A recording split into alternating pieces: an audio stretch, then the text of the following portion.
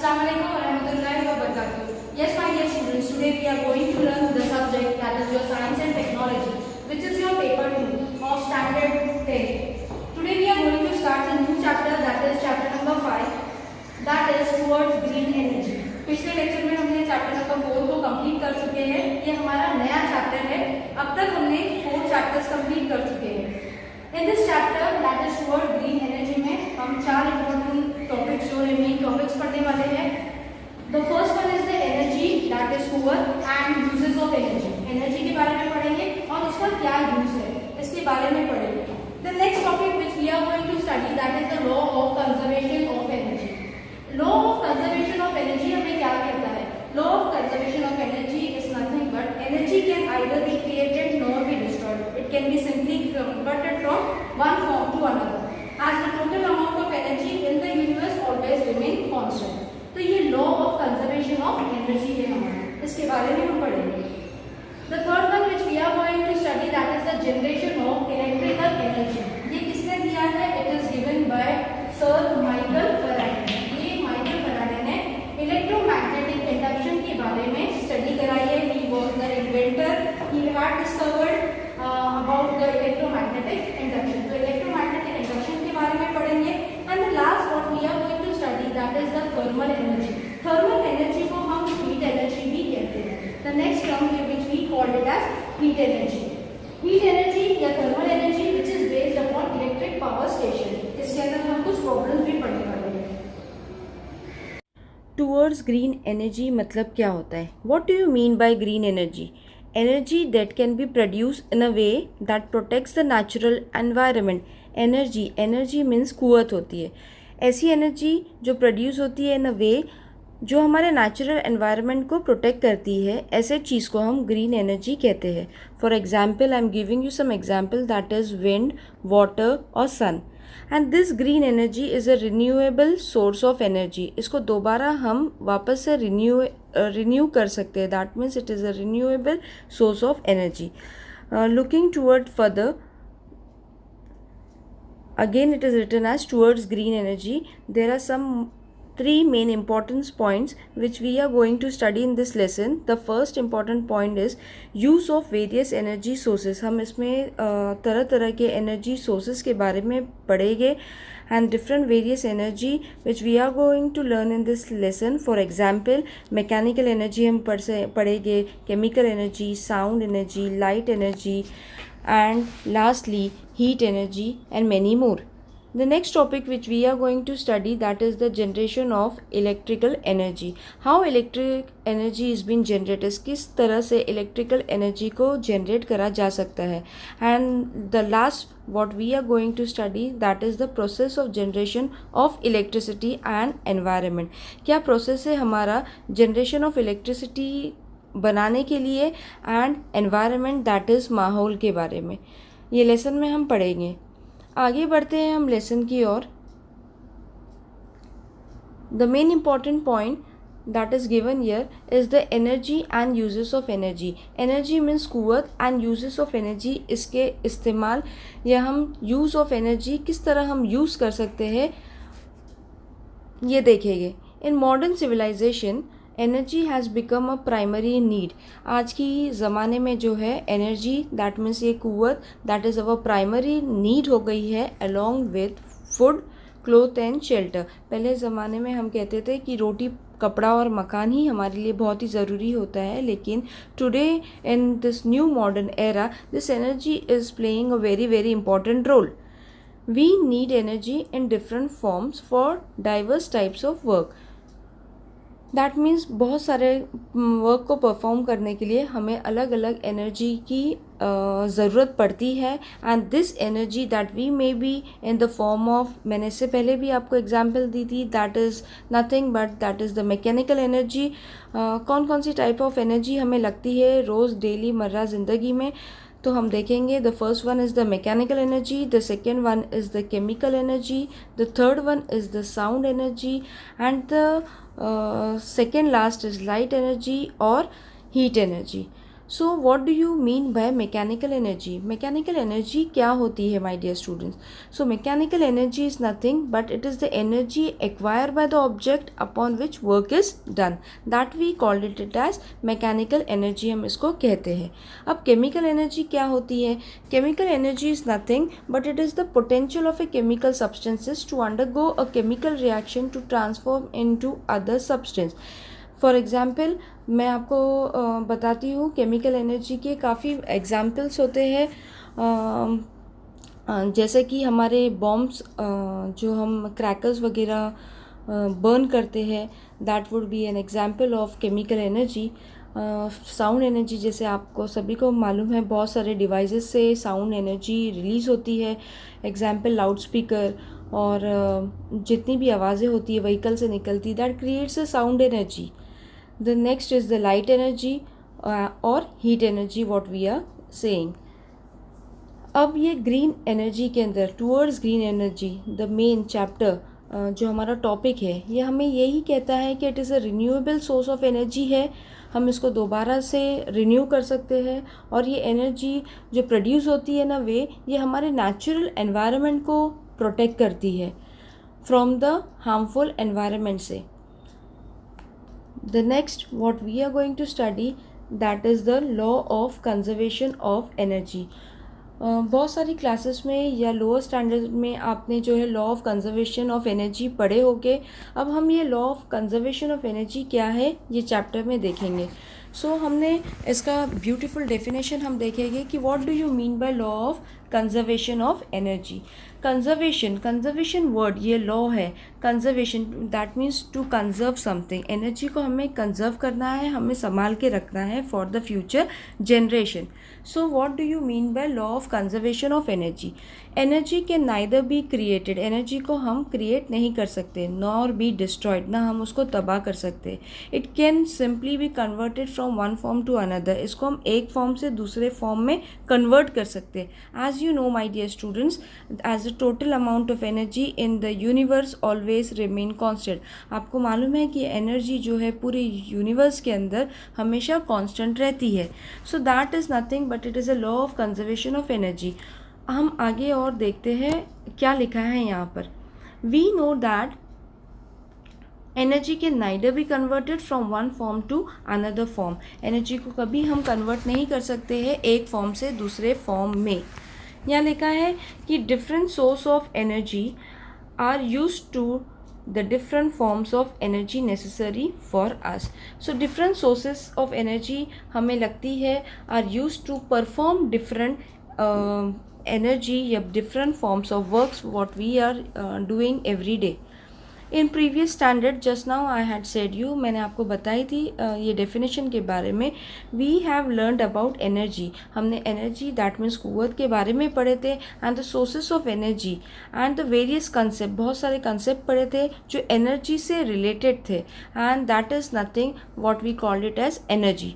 Here we will learn about various sources. तो ये हम चैप्टर में बहुत सारे वेरियस सोर्सेज ऑफ एनर्जी के बारे में पढ़ेंगे that are now use for generation of electrical energy.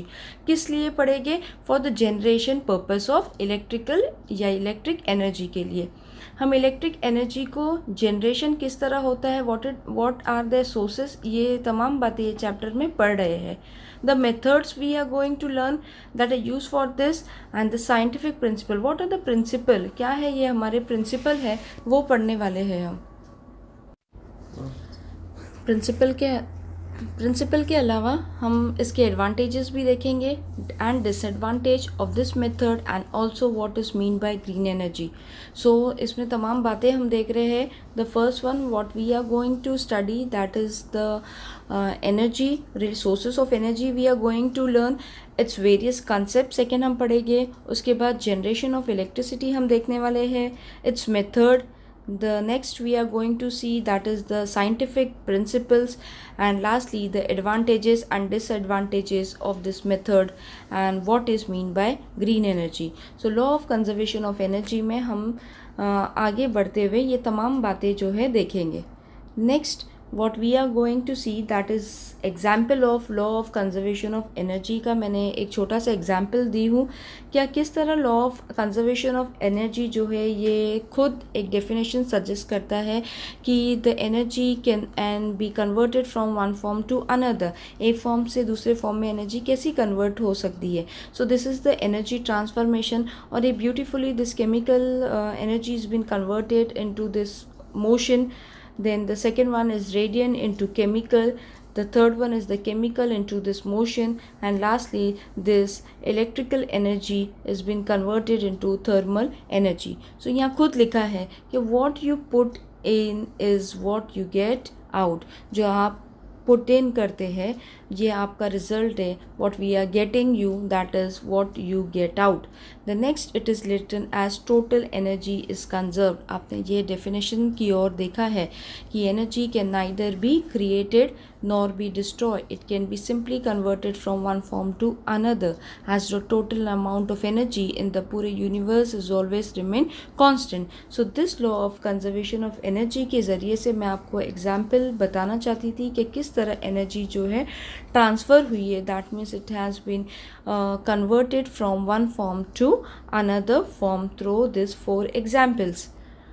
Moving towards further, generation of electrical energy के बारे में हम यहाँ पर पढ़ेंगे। जनरेशन, तो how electrical energy is been generated, ये इलेक्ट्रिकल एनर्जी को किस तरह हम जनरेट कर सकते हैं। सो यहाँ पर लिखा है कि most of the electric power plants are based on the principle of electromagnetic induction. Next इससे मैंने आपको एग्जाम्पल बताई हूँ कि किस तरह इलेक्ट्रोमैग्नेटिक इंडक्शन वर्क करता है, what are their function. So यहाँ पर लिखा है most of the electric power plant based है प्रिंसिपल, किसके प्रिंसिपल पे ये बेस्ड है, इलेक्ट्रोमैग्नेटिक इंडक्शन के प्रिंसिपल पे बेस्ड होता है। अब my dear students, what do you mean by electromagnetic induction. यहाँ एक टर्म आया है कि इलेक्ट्रोमैग्नेटिक इंडक्शन क्या होता है। इलेक्ट्रो मतलब यहाँ पर इलेक्ट्रिसिटी से कुछ वर्ड होगा, मैग्नेटिक मतलब मैग्नेट से रिलेटेड कुछ वर्ड है ये, एंड इंडक्शन है। So let's see what do you mean by electromagnetic induction. Electromagnetic induction is a process है जिसमें in which a conductor is put in a particular position में इसको रखा जाता है, put in a particular place, and magnetic field जो होती है इट्स कीप वेरिंग, ये अल्टरनेटली फ्लक्चुएट होती है, और मैग्नेटिक फील्ड इज स्टेशनरी, या मान के चलो ये मैग्नेटिक फील्ड क्या है, it is in a state of rest, stationary है, एंड कंडक्टर इज मूविंग। यहाँ पर क्या मूव करता है, only the electric conductor are moving, this produces a voltage, और हम जिसको हम पेपर 1 में आप जैसे पढ़े होंगे, that we called it as EMF, that is your electromotive force across the electrical conductor, so that we called it as electromagnetic induction.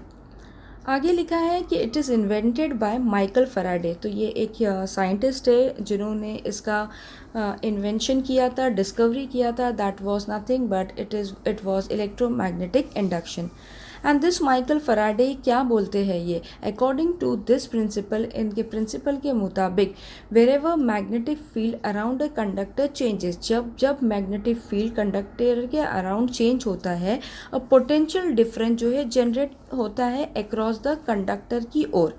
तो what do you mean by this magnetic field, या हम कहेंगे this magnetic field क्या कहती है हमें।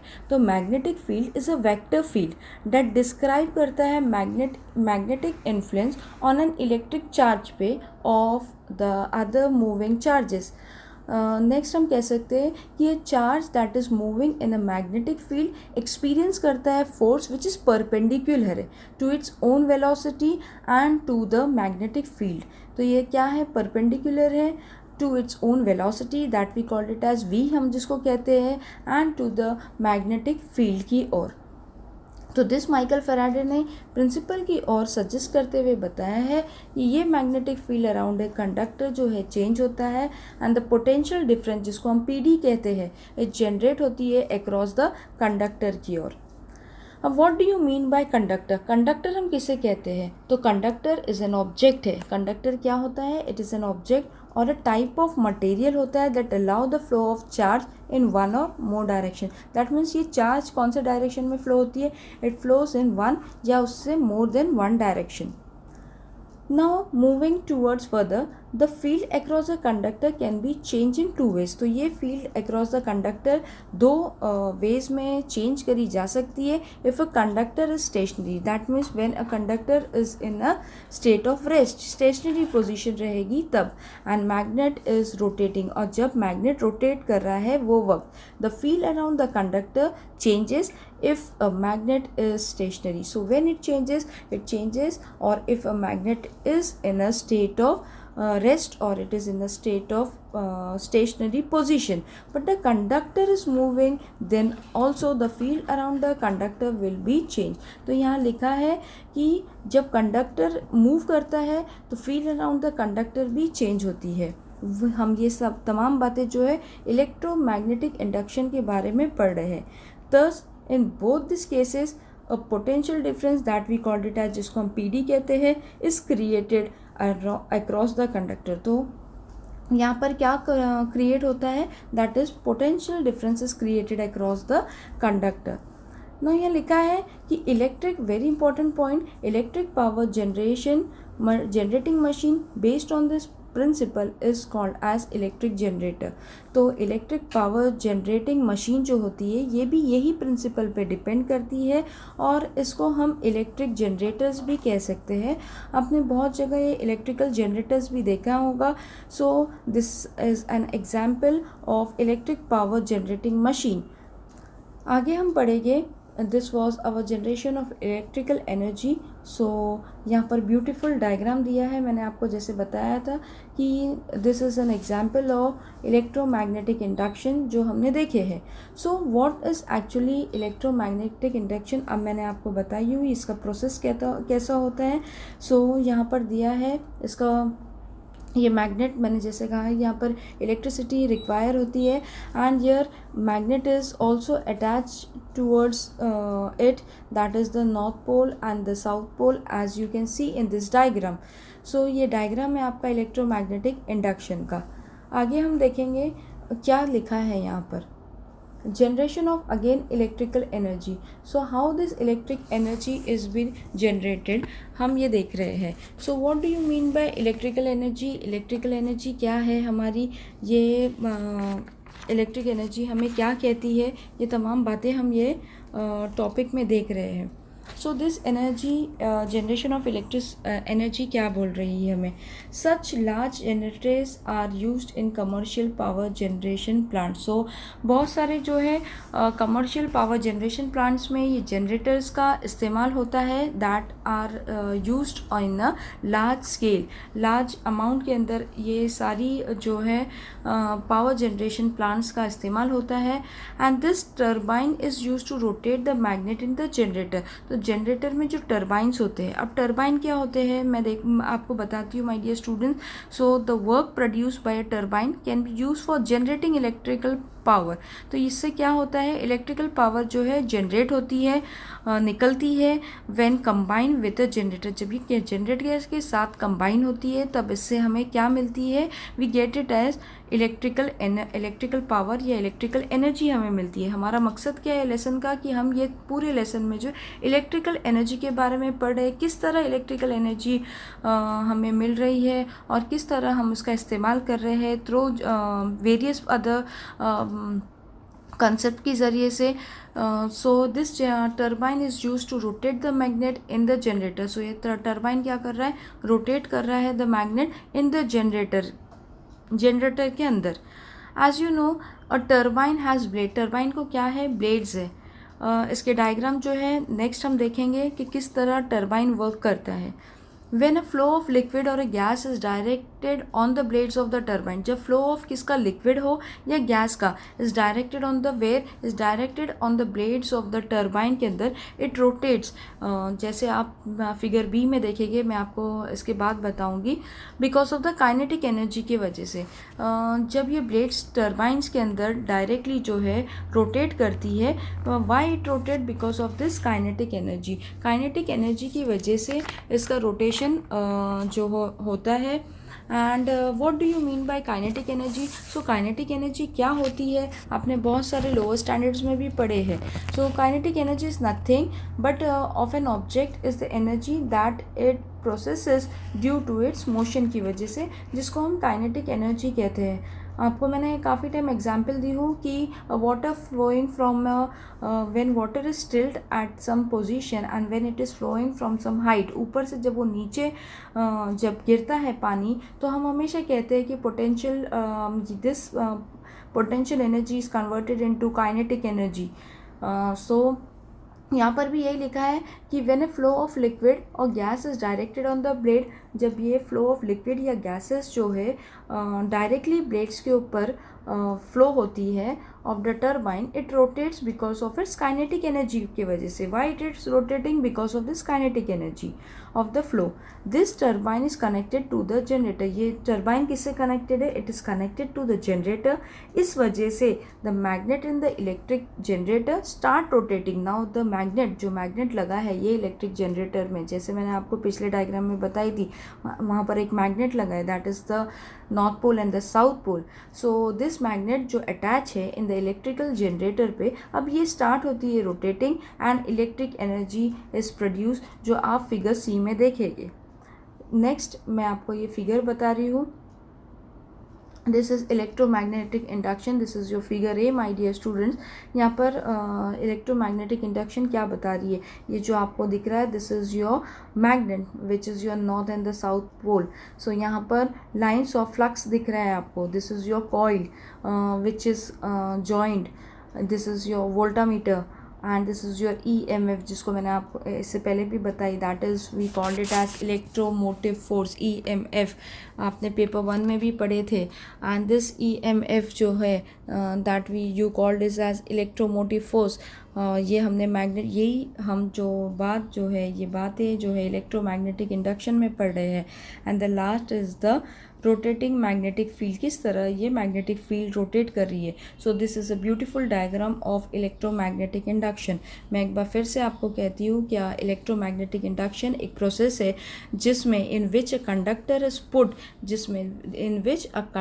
Is put, मैं बार बार बोल रही हूँ, जिसके अंदर कंडक्टर पुट होता है इन अ पर्टिकुलर पोजिशन में. It is put in a particular position and this magnetic field, this you are looking my dear students, नीचे की ओर देख रहे हैं आपको. This magnetic field keeps varying, और magnetic field is stationary. जब वो stationary, it is when it is fixed at a particular position in a state of rest and a conductor is removed. And when a conductor is moving, जब conductor move करता है, this process produces a voltage that we called it as EMF, जिसको हम कहते हैं across the electrical conductor की ओर. And this we called it as electromagnetic induction, हम इसे कहते हैं. सो आगे बढ़ते हैं हम next diagram, that is the steam turbine. मैं बार बार आपको कह रही थी कि what do you mean by turbine, किस तरह ये रोटेट होता है. So this is your figure B my dear students. So this steam turbine क्या कह रही है आपको? स्टीम टरबाइन, ये ब्यूटीफुल डायग्राम में आपको दिख रहा है, ये ऊपर की ओर ये नोजल है. This is it's high velocity steam. किस तरह ये प्रोड्यूस हो रही है, तो मैंने आपको पहले भी बताई थी ये टरबाइन क्या है. So it is the work, या तो मैं कहूँगी आपको the work produce by a turbine क्या होता है. It can be use for generating electrical power when combine with a generator. जब एक जनरेटर के साथ कंबाइन होती है तो it is producing electrical energy और जनरेटिंग इलेक्ट्रिकल पावर. सो जब ये दिख रहा है आपको नोजल की ओर नीचे जा रहा है, it produces a very high velocity steam. When this steam दिख रहा है यहाँ पर move, it goes on rotating. यहाँ दिख रहा है आपको, this is called as wheel. And this ये जो गोल हिस्सा दिख रहा है इसको बोलते हैं shaft. And this are the blades which are moving in the turbines. So it helps for the production. The steam turbines helps in the production of electrical power या electric energy when it is combining with a generator. अब हम आगे बढ़ रहे हैं. Next लिखा है यहाँ पर हमारा generation of again electrical energy. किस तरह इलेक्ट्रिक एनर्जी को हम जनरेट कर सकते हैं. सो यहाँ पर लिखा है this method of electrical energy. So this method of electrical energy generation can be represented as below. तो यहाँ पर लिखा है कि किस तरह हम ये इलेक्ट्रिकल एनर्जी को जनरेट कर सकते हैं. और मैं आपको बता रही हूँ कि मैंने 2 वर्ड्स इसमें इस्तेमाल करी थी, that is the kinetic energy and the next is the potential energy. So potential energy क्या होती है? It is the energy that is stored और कंजर्व होती है इन एन ऑब्जेक्ट और ए सब्सटेंस में. मैंने आपको एग्जांपल भी आप दे चुकी हूँ. सो हम आगे बढ़ रहे हैं. यहाँ पर क्या लिखा है? ब्यूटीफुल नीचे जो है इसका डायग्राम रिप्रेजेंट किया है. हम देखते हैं ये टॉपिक में क्या लिखा है. थस टू जनरेट इलेक्ट्रिसिटी को जनरेट करने के लिए, ये बिजली को जनरेट करने के लिए based on principal of electromagnetic induction. हम बार बार देख रहे हैं, प्रिंसिपल्स देख रहे हैं. अब इलेक्ट्रोमैग्नेटिक इंडक्शन जो that was given by sir Michael Faraday ने, जिसको इसका इन्वेंट किया था, डिस्कवर किया था. We need a generator. अब हमें इसके लिए क्या चाहिए? ये प्रिंसिपल को देखने के लिए, किसका? इलेक्ट्रोमैग्नेटिक इंडक्शन के लिए. We need a generator. हमें इलेक्ट्रिक जनरेटर का ज़रूरत है, इसकी नीड है हमें. टू रोटेट द जनरेटर को रोटेट करने के we need a turbine. As you seen, मैंने डायग्राम आपको बताई कि किस तरह टर्बाइन दिखता है. And to derive the turbine we need an energy source. तो हर चीज़ को चलाने के लिए एनर्जी की ज़रूरत है, कुव्वत की ज़रूरत है. एंड विदाउट एनर्जी के बिना कोई काम नहीं हो सकता है. So based on which type of energy source, आपको कौन सी एनर्जी टाइप ऑफ सोर्स लग रही है हम देखेंगे. Is use to rotate the turbine. So there are different, यहाँ पर लिखा है types of power generating station. आपको मालूम है बहुत सारे जगह पे जो है पावर जनरेटिंग स्टेशंस होते हैं. और ये पावर जनरेटिंग स्टेशंस जो होते हैं, the design of turbine used in different types of power station is also different. Her power generating stations पे हर जो है टर्बाइंस जो यूज़ होती है is use in different types. अलग अलग टाइप्स में इसका इस्तेमाल करा जाता है. और पावर स्टेशंस में ये भी डिफरेंट होते हैं. जब हम generation of power generating station different होते हैं तो उनका तरीका भी डिफरेंट होता है. हर जगह ये पावर स्टेशन का जो है तरीका भी डिफरेंट होता है. यहाँ पर यही लिखा है कि design of the turbine use in different type. जो डिज़ाइन होती है टर्बाइन की हर जो पावर स्टेशन में भी डिफरेंट होती है. मैंने आपको एक एग्जांपल की और टर्बाइन का, स्टीम टर्बाइन का जो है डायग्राम बताई थी. सो हर इसमें एक कॉमन जो है पॉइंट है कि proper energy source to run the turbine. एक प्रॉपर एनर्जी होनी चाहिए टर्बाइन को रोटेट करने के लिए या टर्बाइन को चलाने के लिए.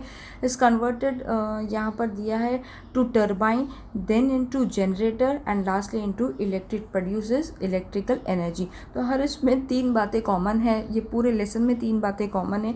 It's converted into turbine, then generator and electricity. तो ये 3 वर्ड जो है हर जो फ्लो चार्ट में कॉमन रहेंगे. Turbine is converted into generator and then it produces electrical energy. So ये तमाम बातें हमने देखे थे इलेक्ट्रोमैग्नेटिक इंडक्शन के अंदर, जो सर माइकल फैराडे ने इसका इन्वेंट किया था. और हर चीज़ को इलेक्ट्रिकल एनर्जी, इलेक्ट्रिकल सोर्स की या एनर्जी की रिक्वायर्ड होती है to rotate the turbine. Next हम इसका डायग्राम देखेंगे. स्कीमेटिक या it is an diagrammatic representation of electric generator. तो किस तरह इलेक्ट्रिक जनरेटर यहाँ पर दिख रहा है हम देखेंगे. सो यहाँ लिखा भी है कि जनरेटेड इलेक्ट्रिकल एनर्जी, यहाँ से इलेक्ट्रिक एनर्जी जो है जनरेट होती है. And this are the rotating electric magnet. यहाँ से जो है मैग्नेट रोटेट होता है. आपको दिख रहा है my dear students, this is the north pole and this is the south pole. Magnet इसमें फिक्स्ड है, इसीलिए हम इसको जो है इलेक्ट्रिक जनरेटर यहाँ पर डायग्राम से मैं आपको बताना चाहती हूँ कि this is a beautiful diagram of the electric generator. So यह मैग्नेटिक फिक्स, मैग्नेट इसके बीच में जो है ये जनरेटर, इलेक्ट्रिक जनरेटर के बीच में फिक्स है, that is your north and the south pole. और ये जो है जब रोटेट करता है, रोटेटिंग इलेक्ट्रिक मैग्नेट लिखा है आपको. So it produces when energy sources produces, it produces electrical energy. So next, moving to or further, next point which we are going to learn, that is the thermal energy based on electric power station. So thermal energy के बारे में हम पढ़ेंगे, which is based on what? Electric power station. बहुत सारे electric power stations होती है, so हम thermal energy के बारे में पढ़ेंगे. thermal energy को हम heat energy भी कहते हैं. thermal, that is heat energy भी हम इसको कह रहे हैं. अब what do you mean by thermal energy? तो थर्मल एनर्जी क्या है हमारी? Thermal energy is produce when a rise in temperature. कब ये प्रोड्यूस होती है? जब टेम्परेचर में राइज होता है. It causes atoms and molecules to move faster and collide with each other. So atoms और molecules इसमें क्या होते हैं? It moves very faster और ये collides होते हैं, एक दूसरे से collide होते हैं. और ये process को हम जो है, या इसको हम कहते हैं thermal energy. अभी किस पे based है? It is based on electric power stations पे. हम देखेंगे इसमें क्या लिखा है. In this, the turbine is rotated using steam. So मैंने steam turbine का आपको beautiful diagram बताई थी. So in this turbine किससे rotate होता है? Using steam. Steam से जो है ये turbine rotate हो रहा है. Steam मतलब भाप होती है. Water is heated in a boiler. अब ये बॉयलर में वाटर हीट होता है. अब बॉयलर क्या है? Boiler is nothing but it is a close vessel in which fluid is heated. एक क्लोज वेसल से, एक क्लोज बर्तन है, वेसल मतलब बर्तन है जिसमें जो है फ्लूइड को हीट करा जाता है. So water is heated in a boiler. पानी को हीट करा जा रहा है बॉयलर के अंदर यूजिंग द थर्मल एनर्जी. कौन सी एनर्जी का इस्तेमाल कर रहे हैं हम? मैंने तमाम एनर्जी के बारे में आपको बताई थी. That was your mechanical energy, chemical energy, light energy, sound energy, उसके बाद थर्मल एनर्जी. तो अब हम ये जो है thermal, that is heat energy के बारे में पढ़ रहे हैं. So using this thermal energy, या हम जिसको हीट एनर्जी कहते हैं, releases due to burning of coal. जब फॉर एग्जाम्पल जब कोयले को जलाया जाता है तो इसमें से क्या निकल रहा है? हीट एनर्जी लिबरेट हो रही है या रिलीज़ हो रही है. सो यहाँ लिखा है कि steam of very high temperature and pressure is generated. अब इसमें क्या जनरेट हो रहा है? Steam of very high temperature. Steam, भाप जो है जनरेट हो रही है at a very high temperature और प्रेशर पे. नाउ यहाँ लिखा है कि the energy in the steam drives the turbine. Now it is this energy in the steam, it drives the turbine. Now thus the generator connected to the turbine rotate होता है. अब ये generator जो turbine से connected है, अब ये rotate होना चालू करता है and this electrical energy is produce. और इस तरह से जो है इलेक्ट्रिक एनर्जी को प्रोड्यूस करा जाता है. यहाँ लिखा है कि steam is converted back into water. Now ये भाप वापस पानी के इसमें चले जाती है एंड द पानी जो है water is recirculated to the boiler. और फिर से ये स्टीम जो है इट इज़ कन्वर्टेड इनटू पानी में एंड अगेन दिस पानी जो है इज़ रीसर्क्यूलेट हुआ है बॉयलर के अंदर. ये वेसल में वापस से ये पानी जमा हो जाता है. So this process goes on continuing from this steam back into water and again water is recirculated to the boiler. So इस तरह. So this was about thermal energy which is based upon electric power station. Moving towards further, this thermal energy which is based upon electric power station पे ये आपका flow chart है. Flow chart of thermal energy या show that is your heat energy जिसको आप कह रहे हैं. So this is your beautiful flow chart showing generation of electric energy using thermal energy. So this यहाँ पर दिया है आपको. This fuel that is cold convert होता है from boiler. Next step that is the second step, boiler for conversion of waters to steam. पानी किस में बदल गया है? स्टीम में बदल गया है.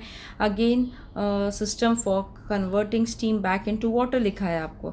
दिख रहा है यहाँ पर आपको किस तरह मैंने आपको एक्सप्लेनेशन की थी. और इसी तरह ये फ्लो चार्ट के ज़रिए से आपको पता चल रहा है कि किस तरह ये प्रोसेस होता है। Again this steam turbine, 3 word मैंने हमेशा आपको बोली थी, that is was the common in पूरे ये चैप्टर में, that is turbine generator and it is again converted to electrical energy. So यहाँ again this steam turbine is converted into system for converting steam back to water. तो ये भाप वापस पानी के इसमें रूप में चले जाती है, and this is converted from boiler for conversion of water to steam. पानी को अगेन स्टीम में बदलना, या अगेन स्टीम को बैक पानी में बदलना। सो ये this is an alternate process, it is an 1-to-1 process है। So that we see what we see, this is was a flow chart जो बता रहा है इलेक्ट्रिक एनर्जी को यूजिंग थर्मल एनर्जी से। That means that this thermal energy based which is dependent on, yeah, this thermal energy, yeah, this heat energy is based upon, yeah, based on electric power station, thermal energy based electric power station. The next हम देखेंगे that is your thermal energy based electric power station में क्या लिखा है, since thermal energy is used here to generate electrical energy. Thermal energy किस लिए इस्तेमाल करा जा रहा है, it is used to generate electrical energy को जनरेशन के लिए।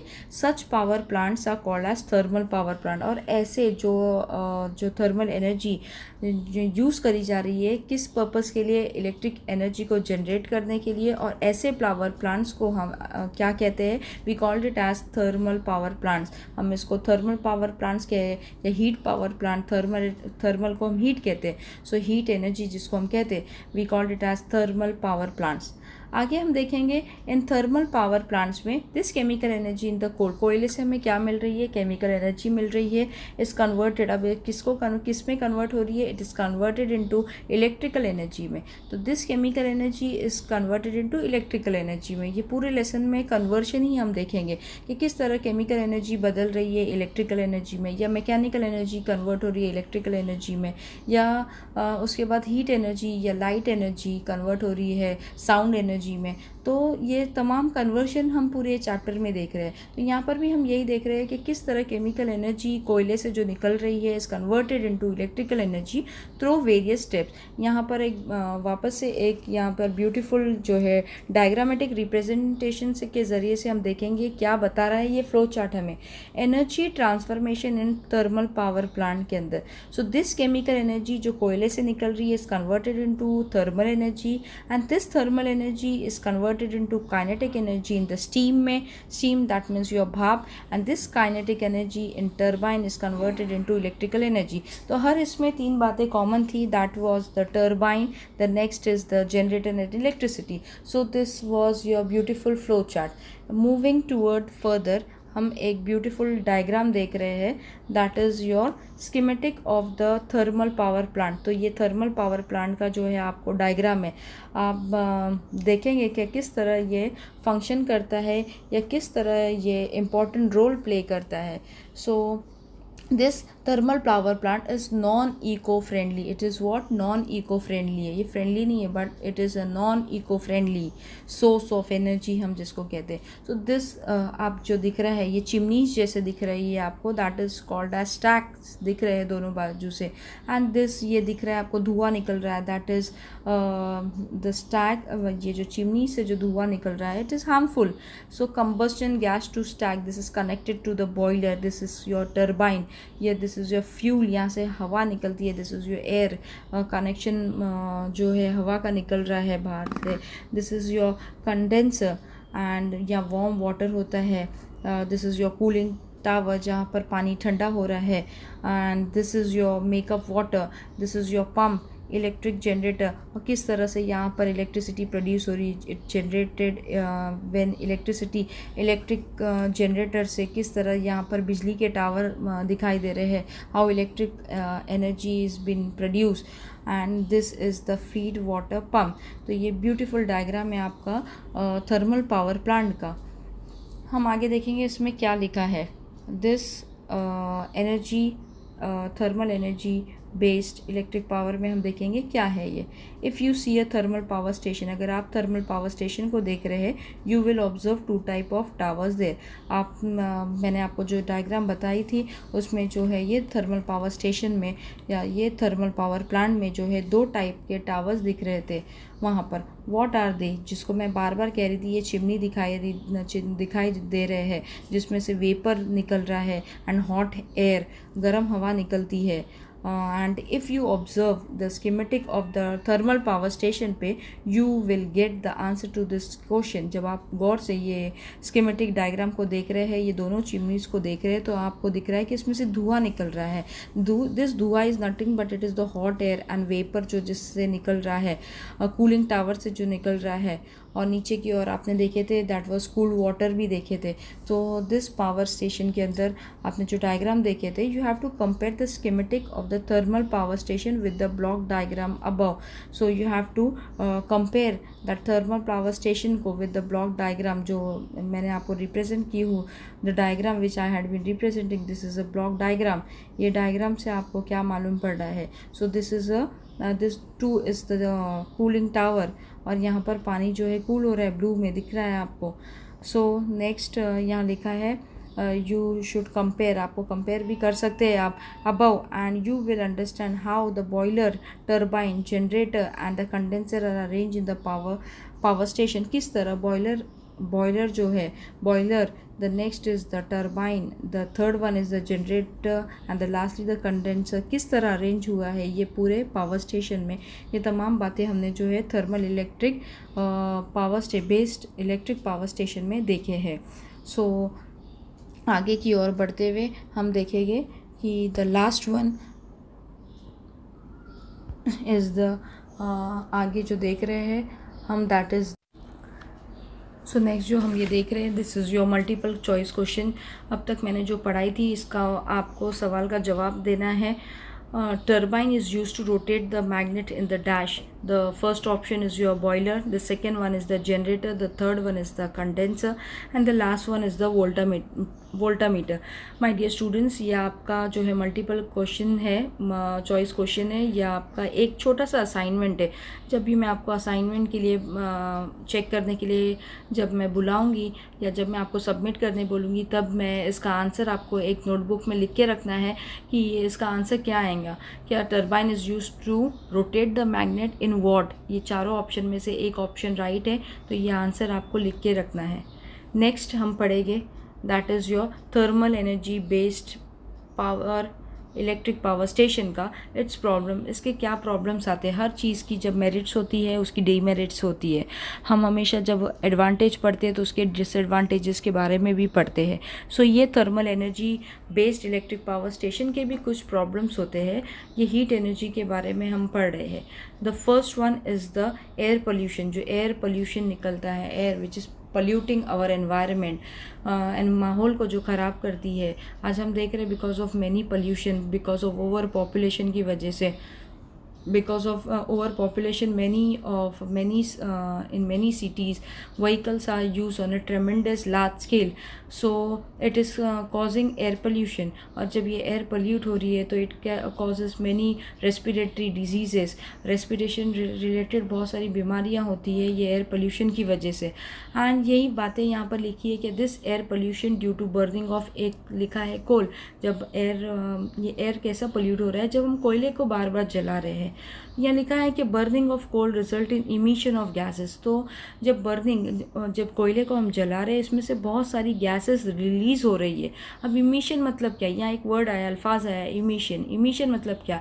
Emission is nothing the production and discharge of something, specially gas हो या हम कहेंगे रेडिएशन होता है, इसको ही हम इमिशन बोलते हैं। तो यहाँ वही लिखा है कि इमिशन ऑफ गैसेस, कौन कौन से गैसेस, लाइक उसमें से क्या, जब कोयला जलता है क्या कौन कौन सी गैसेस लिबरेट होती है, रिलीज होती है? It release carbon dioxide gas, which is very very harmful, you know my dear students. The next one is the sulfur oxide, the third one is the nitrogen oxide. So सारी oxide, सारी ये polluted gases liberate होती है when जब कोयले को जलाया जाता है, which are harmful to health. तो alternative it is affecting our health, और जब ये health issue होता है तो it is one of the main reason.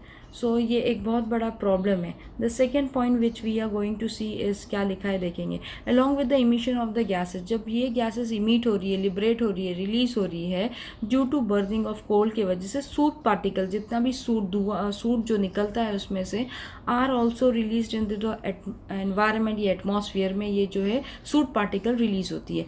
And जब ये soot particle is releasing into the environment, ये माहौल में जब ये रिलीज होती है, it causes serious health problem, again it is causing a very serious health problem होती है रिलेटेड टू रेस्पिरेटरी सिस्टम। मैंने आपको बताया कि ये रेस्पिरेटरी सिस्टम जो है इन्वॉल्व होती है ब्रीदिंग के अंदर। So it involve in breathing when you exchange carbon dioxide and oxygen.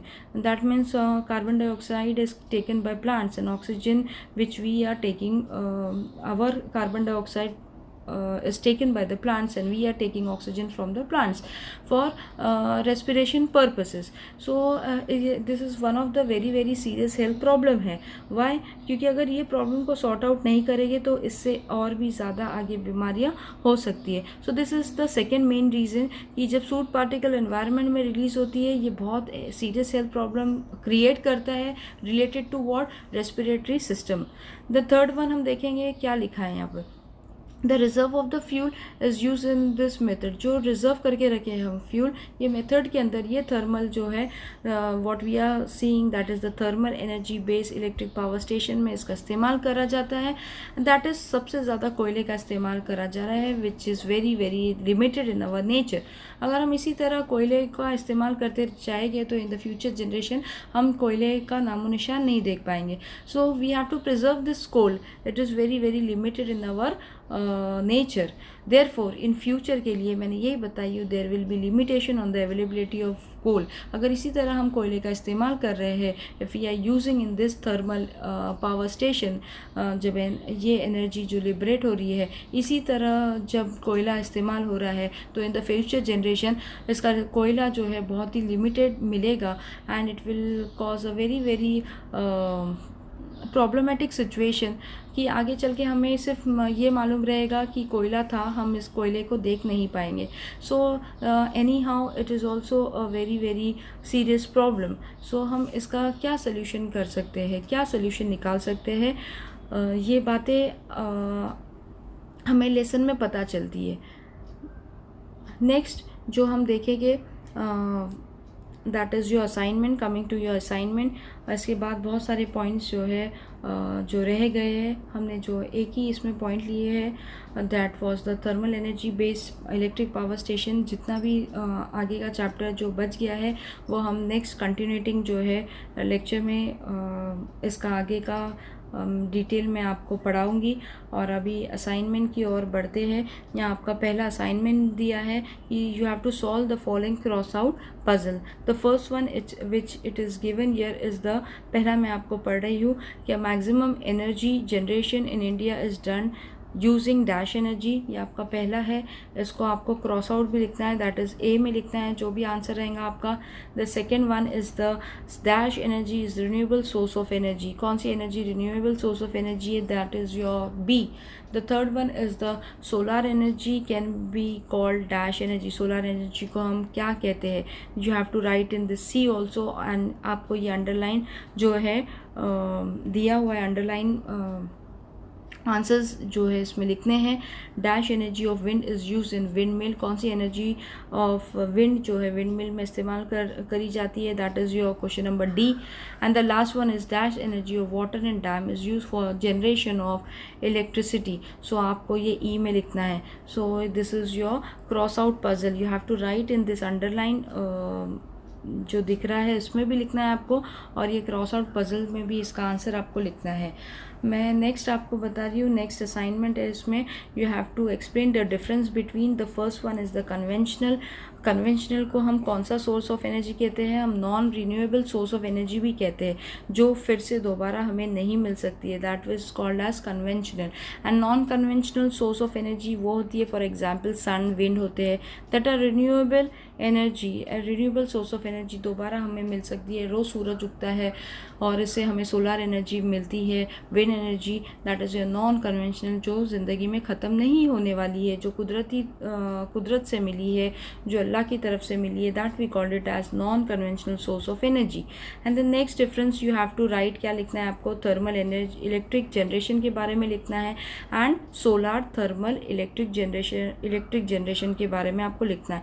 ये सारे आंसर्स आपको नोटबुक में लिखना है माय डियर स्टूडेंट। इससे पहले मैंने चैप्टर नंबर 4 आपको पढ़ाई थी, इसका PDF मैं आपको आज सेंड कर रही हूँ। आपको पूरी तमाम जो है जितने भी क्वेश्चन आंसर्स है उसमें जितने फिलअप्स या असाइनमेंट्स मैंने दी हूँ वो सारे आप उसमें से देख के लिख सकते हैं। इसी तरह से मैं आपसे आपको PDF करके एक एक चैप्टर का नोट्स फॉरवर्ड करूँगी। आप आज लेसन नंबर 4 कॉपी कर सकते हैं। जैसे ही ये लेसन ख़त्म होता है चैप्टर नंबर 5 मैं उसका भी PDF करके आपको नोट्स पूरी सेंड करूँगी। और यहाँ पर मैं अपना लेसन कंप्लीट करती हूँ। अस्सलाम वालेकुम व रहमतुल्लाहि व बरकातुहू।